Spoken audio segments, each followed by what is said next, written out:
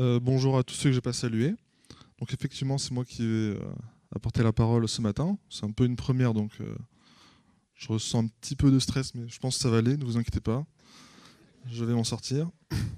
Euh, Aujourd'hui, je vais vous parler de notre espérance en tant que chrétien, notre espérance en Christ, et donc liée à la vie éternelle. Et donc, personnellement, comme j'ai grandi dans une famille chrétienne, j'ai entendu parler de ça depuis que je suis très jeune, et je me suis posé beaucoup de questions.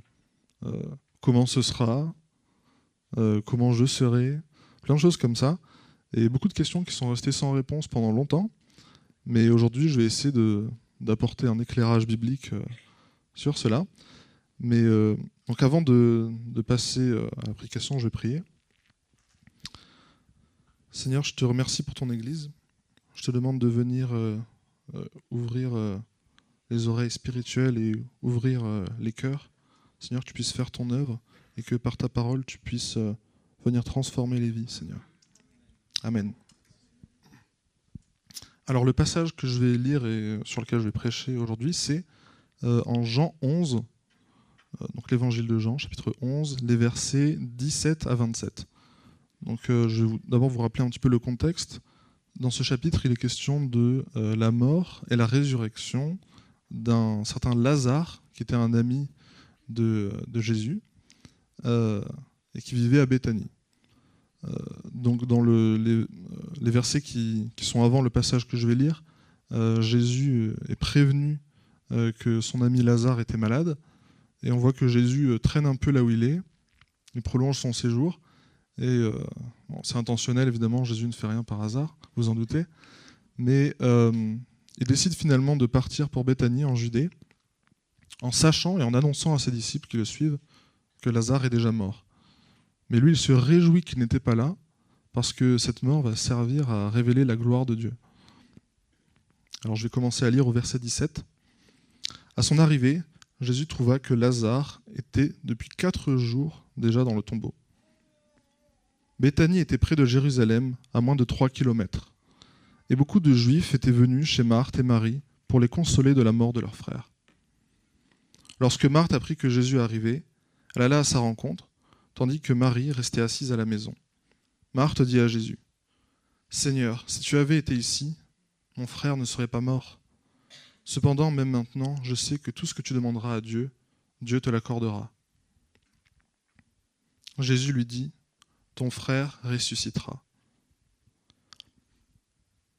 « Je sais, lui répondit Marthe, qu'il ressuscitera lors de la résurrection le dernier jour. » Jésus lui dit : « C'est moi qui suis la résurrection et la vie. Celui qui croit en moi vivra, même s'il meurt, et toute personne qui vit et croit en moi ne mourra jamais. Crois-tu cela ? » Elle lui dit : « Oui, Seigneur, je crois que tu es le Messie, le Fils de Dieu qui devait venir dans le monde. » Alors dans ce passage, on a un rappel de notre faiblesse en tant qu'homme, mais on a aussi l'affirmation et la promesse du Seigneur de la vie éternelle en lui. On a une confirmation dans ce passage de notre espoir. Et donc on peut y croire en pleine confiance. Alors pour commencer, donc au verset 17, donc Jésus se rend effectivement à Béthanie et on lit : à son arrivée, Jésus trouva que Lazare était depuis 4 jours déjà dans le tombeau. Et je vais commencer par vous annoncer une mauvaise nouvelle. Je suis vraiment désolé de vous dire ça, mais il est fort probable que chacun d'entre nous ici soyons concernés par cela, d'une manière ou d'une autre, parce que l'homme, l'être humain, est mortel. Alors, voilà. Alors, je ne vais pas vous laisser sur ça, ne vous inquiétez pas, j'ai l'intention de quand même vous réconforter, excusez-moi. Mais c'est quand même intéressant. Dans les évangiles, on raconte plusieurs miracles de résurrection que Jésus fait. Mais à chaque fois, c'est juste après la mort de la personne, en fait. Si vous vous souvenez le passage avec la fille de Jairus, elle était malade, Jésus est en route pour la guérir. En fait, elle meurt avant qu'il arrive. Et bon, il arrive et, comme vous le savez, Jésus l'a fait ressusciter. Gloire à Dieu. Mais dans ce passage, l'histoire de Lazare, c'est particulier, parce qu'on apprend que Lazare était depuis 4 jours déjà dans le tombeau. Et pour les Juifs, au 1er siècle, ça a vraiment du sens de préciser cela, parce que pour eux, au-delà de 3 jours, il n'y a plus aucun espoir. Donc il y avait une sorte de pensée que l'âme restait près du corps quelques jours après la mort. Mais là, c'était vraiment terminé. Donc Lazare, le corps commençait à se décomposer, en fait. Et donc, comme vous le savez, vous connaissez un peu l'histoire quand même, Jésus va effectivement ressusciter Lazare, et ça montrera la puissance immense de Dieu, et qui n'a pas de limite, et sa victoire sur la mort, comme on l'a chanté, hein, digne de l'agneau, vainqueur sur la mort. Oui, ça je crois. Oui. Donc au verset 18, on lit « Béthanie était près de Jérusalem, à moins de 3 kilomètres, donc c'était en Judée. Et beaucoup de Juifs étaient venus chez Marthe et Marie pour les consoler de la mort de leur frère. » Alors je vous ai dit que ce passage nous concerne d'une manière ou d'une autre, soit parce qu'on va tous mourir, mais aussi, c'est un peu moins drôle, tout aussi moins drôle en fait, ça veut rien dire, c'est que malheureusement, des gens qu'on aime autour de nous partent sans qu'on comprenne toujours pourquoi. Et on comprend bien, alors à l'époque, les gens portaient le deuil d'une manière un peu différente de nous.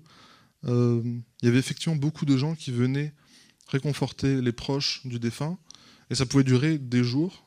Comme on le voit dans ce passage, ça fait déjà 4 jours qu'il est dans le tombeau, et pourtant il y a encore plein de monde pour consoler les sœurs. Donc oui, Marthe et Marie sont sœurs de Lazare. Et lorsque Marthe apprit que Jésus a arrivé, elle alla à sa rencontre, tandis que Marie restait assise à la maison. Alors Marie, qui est toujours attristée, Marthe aussi, mais elle est attristée, elle reste dans cette position vraiment de deuil, chez elle, assise, abattue. Mais Marthe, elle va à la rencontre du Seigneur, et c'est ce dialogue qui va vraiment nous intéresser ce matin. Elle lui dit, et là je pense qu'on peut se reconnaître un peu tous, « Seigneur, si tu avais été ici, mon frère ne serait pas mort. » Et je pense que la plupart d'entre nous, on peut se reconnaître dans Marthe à ce moment-là.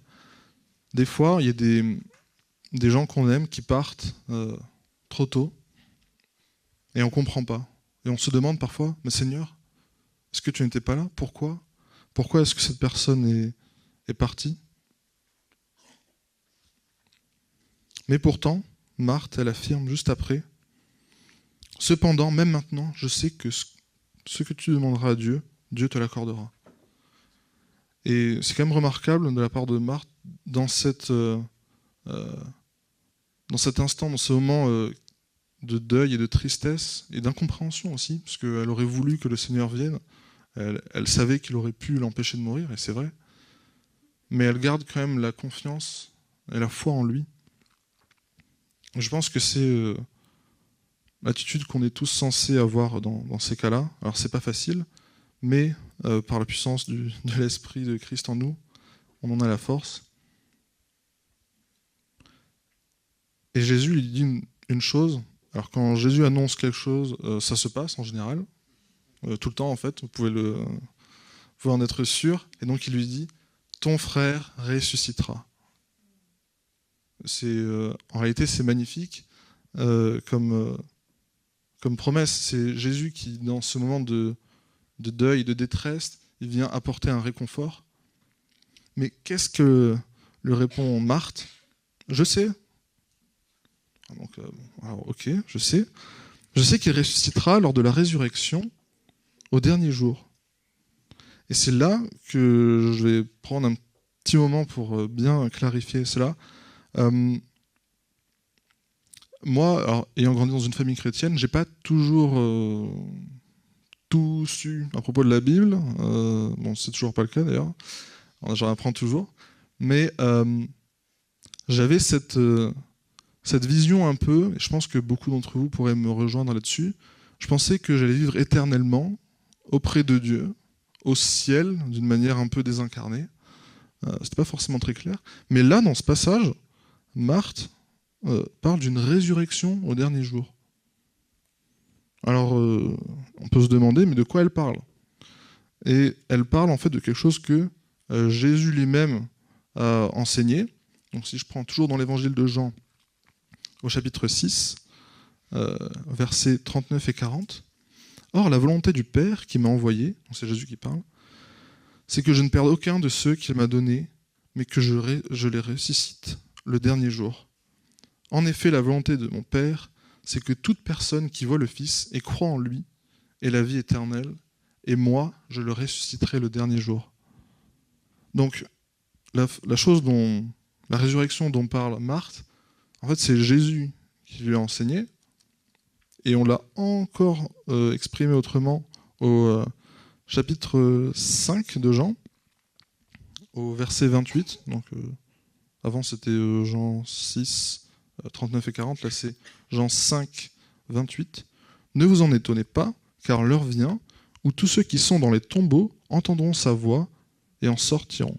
Ceux qui auront fait le bien ressusciteront pour la vie, mais ceux qui auront fait le mal ressusciteront pour le jugement. » Alors, encore plus explicite de la part de Jésus, mais ce passage, en fait, il fait écho à un passage de l'Ancien Testament. C'est ce que j'aimerais vous montrer aujourd'hui.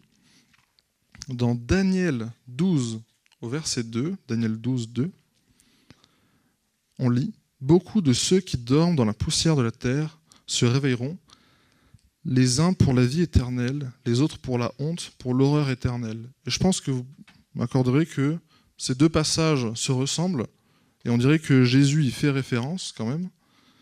Mais alors, je vous disais plutôt que cette espérance de la résurrection des morts, donc des justes, elle le tenait de Jésus, de l'enseignement de Jésus. Et c'est vrai, mais en fait, on entendait déjà parler dans l'Ancien Testament. Et en fait, cette espérance de la résurrection, au 1er siècle, pour les Juifs, elle était commune. La plupart des Juifs y croyaient. Et si vous connaissez un peu dans les évangiles, il y a plusieurs sectes juives, plusieurs groupes religieux, et notamment les pharisiens et les sadducéens, qui sont les deux dont on entend le plus parler dans la Bible. Et les pharisiens, on sait qu'eux, ils croyaient à la résurrection, mais que les sadducéens n'y croyaient pas.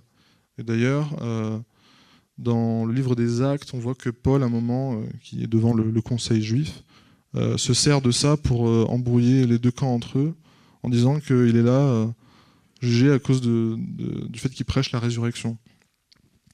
Et donc, mais alors on peut se poser la question, quelle est la différence entre ce que Jésus prêche et ce que les pharisiens enseignent?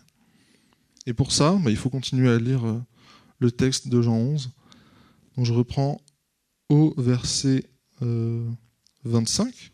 Jésus lui dit « C'est moi qui suis la résurrection et la vie. Celui qui croit en moi vivra, même s'il meurt. Et toute personne qui vit et croit en moi ne mourra jamais. » Non seulement Jésus annonce la résurrection, mais c'est en lui qu'est la résurrection. Mais c'est pas seulement qu'il est la cause de la résurrection, que c'est lui qui va nous ressusciter, mais il est la résurrection. Il est la résurrection et la vie. En fait, cette phrase, « c'est moi qui suis la résurrection et la vie », c'est traduit comme ça en français, mais donc c'est moi, effectivement, dans le grec, il y a une insistance avec la présence du pronom personnel. Bon, je ne vais pas rentrer trop dans les détails, mais ça veut dire littéralement « je suis la résurrection et la vie ». Ça fait partie des 7 « je suis » suivi de quelque chose qu'on trouve dans l'évangile selon Jean. Vous connaissez sûrement « je suis le chemin, la vérité et la vie », c'est sûrement le plus connu. Et en fait, c'est une référence au Dieu de l'Ancien Testament. Le nom révélé de Dieu à Moïse, dans l'épisode du buisson ardent, c'est « je suis ». Et Jésus se l'approprie, ce qui veut dire que lui-même, il enseigne qu'il est Dieu. Il est le Dieu qui a créé toute chose. Et donc effectivement, si c'est lui le créateur, c'est lui la source de la vie. Et en tant que créateur, c'est le mieux placé pour nous recréer et nous ramener à la vie. En fait, si vous réfléchissez un petit peu, quand vous avez un appareil électroménager qui est défaillant, une bonne personne pour le réparer, ça serait le constructeur quand même, qui sait comment c'est fait. Et bien là, c'est pareil avec Dieu, puisque c'est notre créateur, c'est lui qui sait le mieux comment nous recréer. Et en fait, j'aimerais vraiment appuyer sur cette idée de la résurrection des morts, que c'est notre espérance en Christ, en détaillant un peu plus et en vous montrant que c'est dans le cadre d'une nouvelle création de la part de Dieu.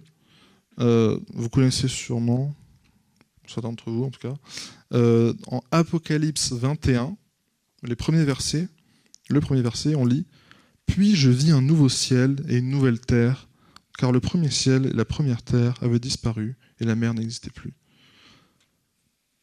C'est pas le seul passage qui parle de ça. Si on lit en... si je trouve... Oui, une main, c'est moins facile. En 2 Pierre 3,13,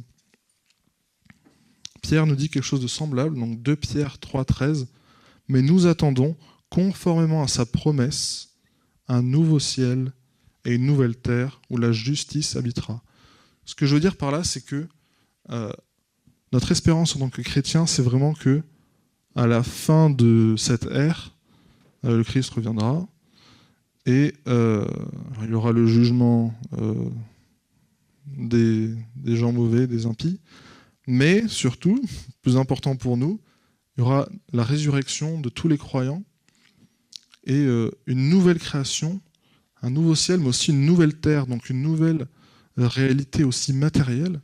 Et c'est dans ce cadre, sur cette nouvelle terre, que nous aurons de nouveaux corps, des corps semblables à celui du Christ ressuscité. Et si vous voulez en savoir plus sur ça, je vous encourage vraiment à lire 1 Corinthiens 15, donc le chapitre 15 de la première lettre aux Corinthiens, où Paul entre dans beaucoup de détails à propos de cette résurrection physique. Et donc, on voit dans ce passage, donc 2 Pierre 3, 13, conformément à sa promesse, nous attendons donc un nouveau ciel et une nouvelle terre. Conformément à sa promesse, ça signifie que Pierre, il ne le sort pas de nulle part, ça, il ne l'a pas inventé, mais en fait, c'était déjà annoncé aussi dans l'Ancien Testament. Donc, je ne vais pas forcément lire les passages, mais dans les 2 derniers chapitres de Ésaïe, il est mention, donc c'est Ésaïe 65, 66, il est mention à un moment de cette nouvelle terre, cette annonce. Dieu annonce qu'il va faire une nouvelle terre, un nouveau ciel, une nouvelle création. Et donc je veux vraiment, c'est vraiment le cœur de mon message ce matin, que chacune des personnes présentes ici puisse avoir cette assurance que notre Dieu, il a créé la terre, il a créé l'homme, mais c'est pas pour tout jeter à la poubelle. Okay ? Évidemment, ça a été corrompu par le péché, mais le but de notre Seigneur, c'est vraiment de tout racheter, de tout réparer et de tout rétablir. C'est vraiment un aspect très important. Malheureusement, dans l'imagination de beaucoup de chrétiens, et c'était un peu mon cas avant, je pensais que en fait, la mort, c'était presque une sorte de libération. Je suis libéré de ce corps nul. Et je vais vivre en esprit auprès de Dieu, au ciel pour toujours. Et j'aimerais expliquer un peu d'où vient cette croyance, qui n'est pas forcément, qui n'est pas biblique en fait, comme j'ai essayé de vous le montrer. En fait, notre façon de penser est très influencée, heureusement, par le christianisme et la Bible, mais pas seulement. Et parfois, on importe dans nos croyances des éléments qui ne viennent pas de la Bible, qui viennent d'autres courants de pensée, et notamment, puisqu'on est en Occident, de la philosophie grecque. Et pour certains philosophes grecs, notamment Platon, il y avait une idée quand même de on est une âme un peu piégée dans un corps. Et donc l'idéal un peu de Platon, c'était de pouvoir être libéré et d'avoir accès à un nouveau stade de conscience, un peu désincarné. Et ça, on le voit même dans la Bible, en Actes 17. Donc dans Actes chapitre 17, on voit que l'apôtre Paul, il est à Athènes à ce moment-là, et il parle un peu, il annonce l'évangile à des penseurs grecs qui aiment beaucoup les débats, les réflexions et toutes sortes de choses dans ce sens-là. Et quand il leur annonce la résurrection des morts, on voit qu'ils ont une réaction un peu Alors soit ils se moquent, soit ils veulent en savoir plus parce qu'ils ne comprennent pas trop ce concept. Et donc ce que je veux vraiment dire, c'est que cette idée de passer l'éternité de manière désincarnée, ça ne vient pas de la Bible. Et c'est vraiment important que ce soit clair pour chacun de nous.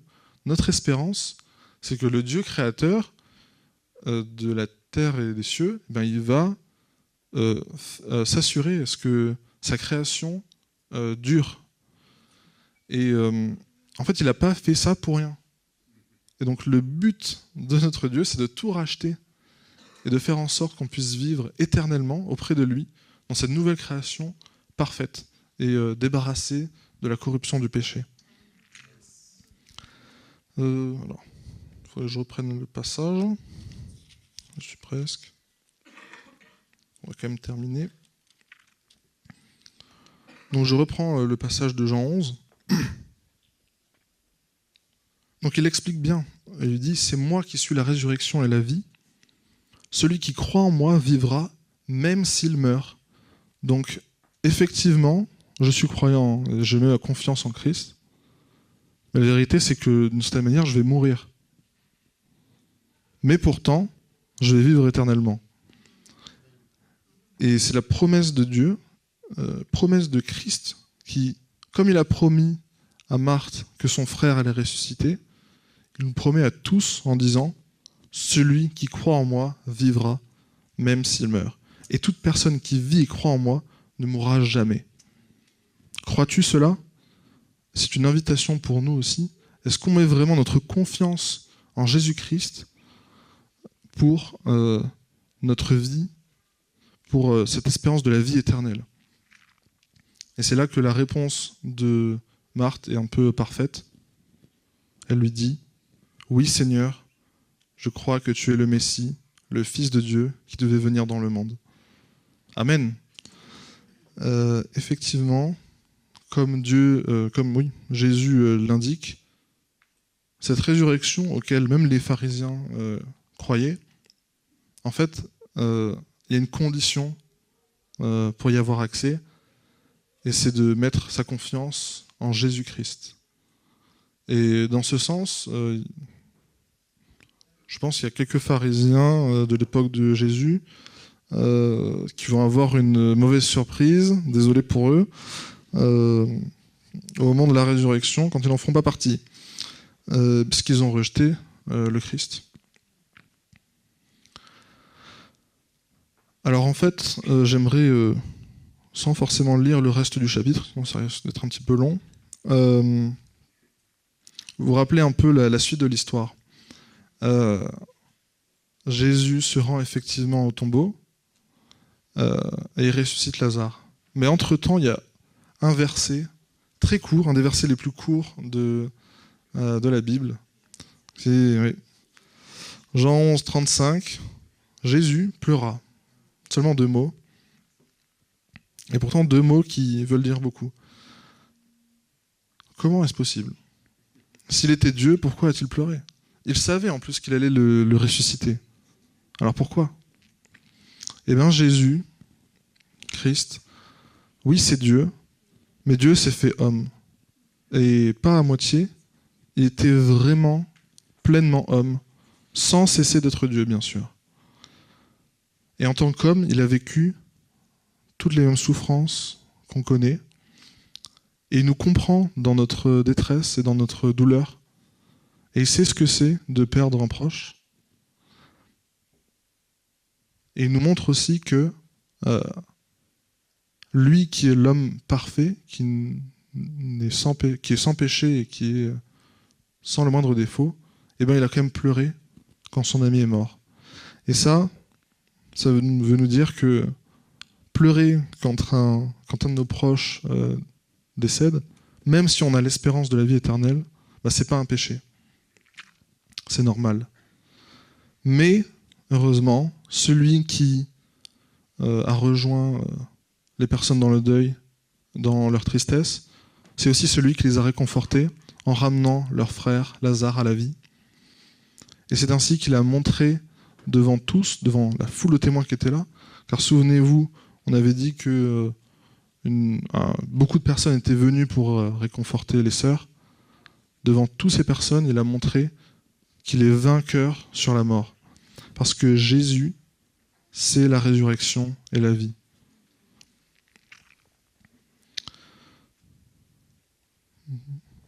Et j'aimerais vraiment qu'on puisse s'approprier cette promesse de cette résurrection à venir. Alors pour vraiment clarifier mon propos, il me semble en effet, alors la Bible n'est pas hyper claire là-dessus, mais je pense que les morts en Christ aujourd'hui sont auprès de Dieu, au ciel. Alors, on ne sait pas exactement ce que ça veut dire, mais si on prend par exemple le passage Jésus sur la croix qui annonce à un des autres crucifiés qu'il sera aujourd'hui avec lui dans le paradis, je pense que c'est ce que ça veut dire. Mais le mot paradis n'est pas très commun dans la Bible en réalité. Mais notre espérance à, on va dire, très long terme, l'éternité, hein. Donc l'éternité, je ne sais pas si vous voyez, c'est plutôt conséquent en termes de durée de temps. Et ben notre espérance, c'est vraiment la résurrection dans un sens aussi physique. Et ça, moi, quand je l'ai réalisé, ça m'a vraiment chamboulé. J'avais mal compris, en fait. Et la réalité, c'est que j'avais surtout pas beaucoup lu la Bible. Et donc, je croyais des choses sans forcément vérifier si c'était vrai. Mais ça peut aller assez loin, parce que moi-même, quand j'étais jeune, il m'arrivait d'avoir des espèces de... Quand j'étais enfant, pardon, merci.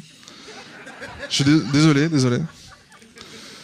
Quand j'étais enfant, il m'arrivait d'avoir des espèces de crises d'angoisse en pensant à l'éternité. Alors, peut-être qu'il n'y a que moi, peut-être que la plupart d'entre vous ne pensent pas à ça, mais je suis presque sûr, si je demande à mon père, il s'en souvient. Mais vraiment, je me disais, l'éternité, quand même, ça risque de faire un peu long. Enfin, moi, j'avais peur de m'ennuyer, en fait.